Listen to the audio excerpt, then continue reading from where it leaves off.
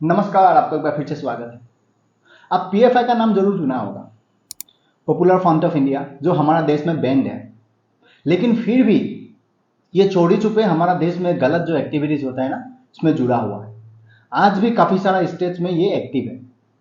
तो उसी कारण जो नेशनल इन्वेस्टिगेशन एजेंसी है, जिसको एनआईए कहा जाता है, आज देश भर में काफी सारा ऐसे स्टेट्स है जहां पर उन्होंने अपना कार्रवाई किया पीएफआई का अगेंस्ट में, और काफी सारा लोगों को उन्होंने डिटेन भी किया। तो वीडियो एंड तक जरूर देखिएगा। अगर आपने मेरा चैनल को सब्सक्राइब नहीं किया है वो कर लीजिए, आपके लिए फ्री है, मेरे लिए बहुत मायने रखते हैं। साथ में नोटिफिकेशन बेल ऑन कर लीजिएगा। पीएफआई को तो आप जानते ही हो, पॉपुलर फ्रंट ऑफ इंडिया। ये हमारा देश में जो एक बैंड संगठन है, लेकिन फिर भी ये चोरी छुपे पूरा देश भर में काफी सारे स्टेट्स में काम कर रहा है। इसका कोई काम नहीं होता, इसका एक ही काम होता है, जो इस्लाम धर्म है ना, उसको प्रसार करना। मुस्लिम लोगों को ये भड़काता है हमारे देश में, उसके लिए उसको फॉरेन से पैसा मिलता है। अगर देखिएगा कहीं भी स्टेट में कभी कुछ, मान लीजिए हिंदू या मुस्लिम दो लड़का लड़ते हैं ना, वो वहां जाके किसी को पैसा देके भड़का के उसको दंगा कर देता है। इनका मेन वही काम है, जिसका परिणाम स्वरूप इसको पूरा देश भर में बैन किया गया है। इससे पहले सिमी का नाम पर था, उसको भी बैन किया। बाद में पीएफआई नाम पर खोला, उसको भी भारत सरकार ने बैन किया, क्योंकि इसका काम ही वही है। और यहां पर जो एक नाम आज आया, एनआईए ने इनका घर भी गया, जिसका नाम है अब्दुल वाहिद शेख। ये जो नाम है ना, आपने सुना होगा। 7/11 जो बॉम्बे बॉम्ब ब्लास्ट हुआ था, इसका एक्यूज था, जेल में था। बाद में कोर्ट ने उसको सजा मुक्त कर दिया। आपको तो मालूम ही है, हमारा देश का कोर्ट कचहरी जो होता है आजकल काफी सारा सरसा में रहता है, ये सब कारण। तो इसी का ही तो फायदा आजकल हर कोई उठाने लगा है।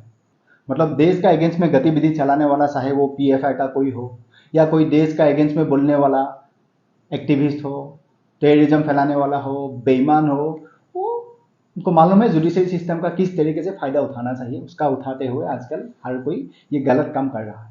लेकिन पीएफआई का अगेंस्ट में जरूर एनआईए के पास ऐसा डेटा होगा, जिसका परिणाम स्वरूप आज 6 स्टेट्स में छापा मारा। उसमें से दिल्ली भी है, यूपी है, महाराष्ट्र है, राजस्थान है, एमपी है, तमिलनाडु भी है, और काफी सारा लोगों को डिटेन भी किया।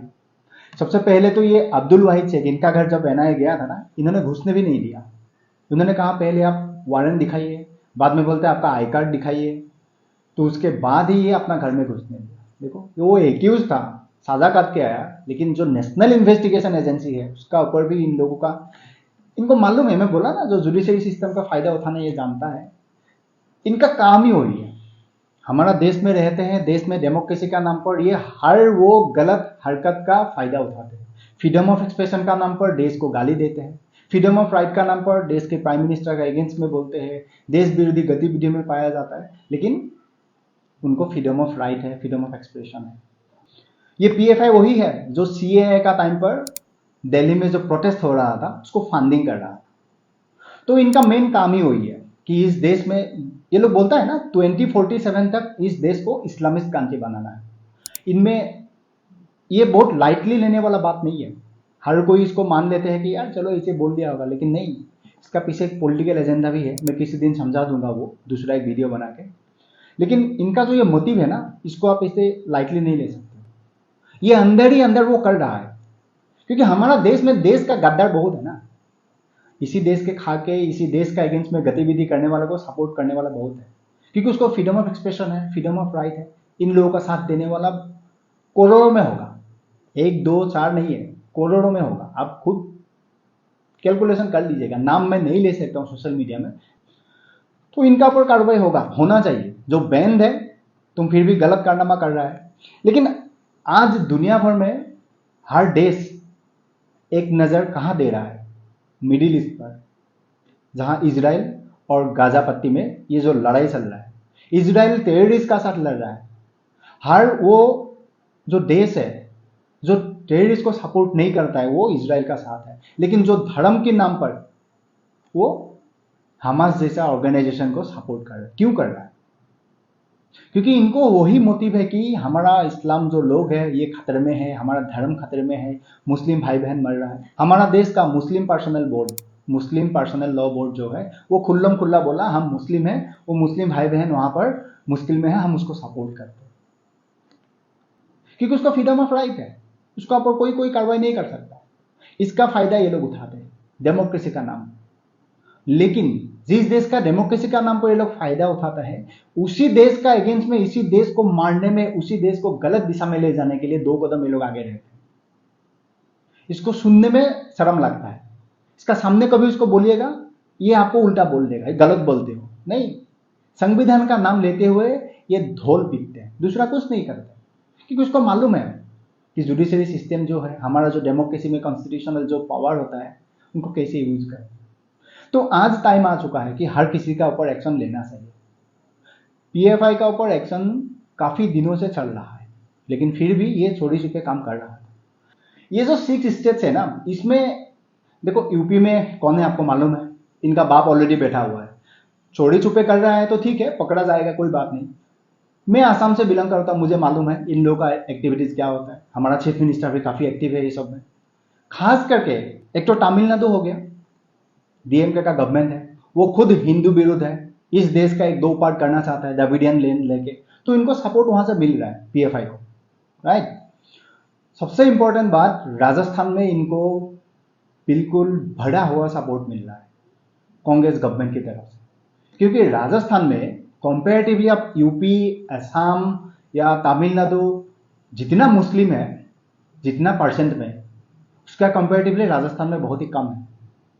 तो उनको बढ़ाना है, 2047 तक लड़ना है, इसको इस्लामिक कंट्री बनाना है, तो फंडिंग करना है, उनको एरिया देना है, जो कुछ जितना इनको देना चाहिए, जो भी एक्टिविटीज करने के लिए जो चाहिए, राजस्थान गवर्नमेंट उसको प्रोवाइड कर रहा है। इसीलिए आप देखिएगा राजस्थान में पिछले कई दिनों से, हाल ही में आप देखा होगा एक बाइक एक्सीडेंट हुआ था, उसके बाद जो मुस्लिम लड़का था वो मर गया, राइट। तो उसके बाद वहां कम्युनल लैंग्वेज दिया गया, ये पीएफआई का ही साजिश था। और राजस्थान गवर्नमेंट ने जो लड़का मरा उनको 50 लाख का इनाम भी दिया, राइट, एक गवर्नमेंट नौकरी भी दिया।